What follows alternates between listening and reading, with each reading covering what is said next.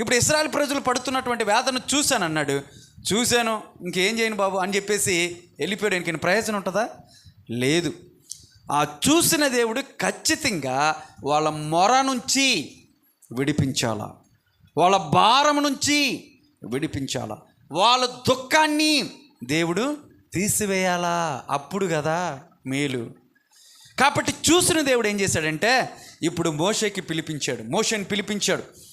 మోషేని పిలిచి చెప్పాడు, ఇదిగో నా ప్రజలు పడుతున్నటువంటి ఆ భారాన్ని, ఆ మొరను, వాళ్ళ దుఃఖాన్ని నేను చూశాను. కాబట్టి ఇప్పుడు ఏం చేస్తావు తెలుసా?